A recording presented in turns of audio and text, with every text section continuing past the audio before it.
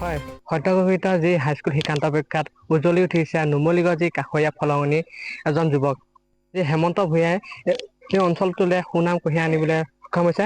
যিহেতু ক'বলৈ হেমন্ত ভূঞা বাসগৃহত উপস্থিত আছো, যিহেতু ক'বলৈ পিতৃহীন হেমন্ত ভূঞাই যি হাইস্কুল শিক্ষান্ত পৰীক্ষাত ডিষ্টিংশ্যন সহ যি সুনাম কঢ়িয়াই আনিছে এই অঞ্চলটোলৈ।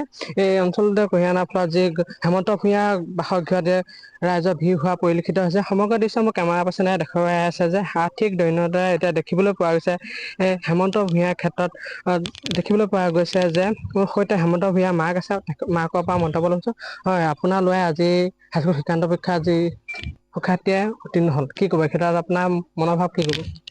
ল'ৰা ভালেই লাগিছে আৰু ল'ৰাই ধুনীয়াকৈ পাছ কৰাৰ কাৰণে ৰাইজৰ আশীৰ্বাদ পাইছে, সেইকাৰণে ভালেই লাগিছে অহা যোৱা কৰিছে। ল'ৰা ক্ষেত্ৰত পঢ়াৰ ক্ষেত্ৰত কষ্ট হৈছিল নে আপোনাৰ? কষ্ট তেনেকৈ নাই হোৱা। আপুনি আনন্দিত? আনন্দিত। মোৰ সৈতে হেমন্ত আছে, হেমন্তৰ পৰা মন্তব্য লৈছোঁ।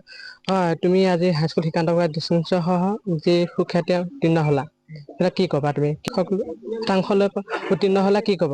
87.67 মোৰ SSLCৰ যি পাৰ্চেণ্টেজ। তোমাৰ পৰিকল্পনা কি? আগন্তুক পৰিকল্পনা? আগন্তুক পৰিকল্পনা মানে মোৰ এটা সপোন আছে যে IITত পঢ়াৰ। তাকে সেইটো ক্ষেত্ৰতে আগুৱাই যাম বুলি ভাবিছোঁ আগন্তুক তুমি দিনত। কিমান ঘন্টাকে পঢ়িছিলা? তেনেকে নিৰ্ধাৰিত সময় নাছিলে, যিখিনি স্কুলৰ পৰা কৰিবলৈ দিয়ে ছাৰ বাইদেউহঁতে সেইখিনি কৰি তাৰ পৰা নিজৰ চেল্ফ ষ্টাডি কৰি সেইখিনিতে সময় দিওঁ। তোমাৰ জানিব পাৰো মানে তোমাৰ বিশেষ ব্যক্তি আছে বুলি, বিশেষ ব্যক্তিয়ে তোমাক বহুত সহায় কৰে এই ক্ষেত্ৰত, কি ক'বা? বিশেষ ব্যক্তি বুলি ক'বলৈ গ'লে এজন বন্ধু আছে, আছে এতিয়াও আছে। তাৰোপৰি আমাৰ স্কুলৰ ছাৰ বাইদেউসকল আছে।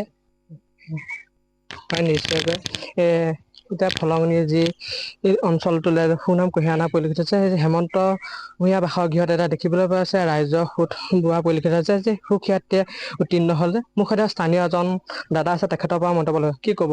আপোনালোকৰ অঞ্চলটোতে সুনাম কঢ়িয়াই আনিছে, কি ক'ব তেখেতে? আচলতে কি হৈছে, আজি এই ৰিজাল্টটো ওলোৱাত আমাৰ গাঁওবাসী উৎফুল্লিত হৈ পৰিছোঁ। আৰু আমাৰ গাঁৱৰ নিবাসী আমাৰ জুনু নবৌৰ ল'ৰা একমাত্ৰ সন্তান হেমন্ত ভূঞাই হাইস্কুল শিক্ষান্ত পৰীক্ষাত সফলতাৰে উত্তীৰ্ণ হৈছে ডিষ্টিংশ্যন সহ। আৰু এইখিনিতে আমাৰ এটা কথা আমি অনুভৱ কৰিছোঁ, বৰ্তমান সময়ত যি চৰকাৰী বিদ্যালয়ত পাঠদান মানে শিক্ষা গ্ৰহণ হৈ কিছুমানে ব্যক্তিগত খণ্ডৰ শিক্ষানুষ্ঠানতো শিক্ষা গ্ৰহণ কৰে।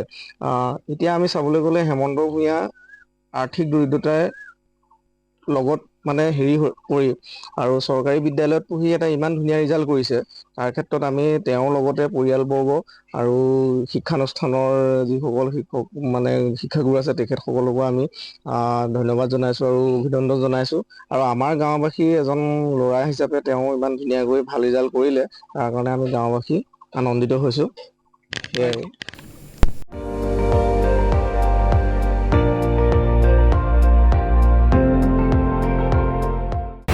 আপুনি চাই আছে ND24, সৰ্বশ্ৰেষ্ঠ নহয় সৰ্বোত্তমৰ দৌৰত।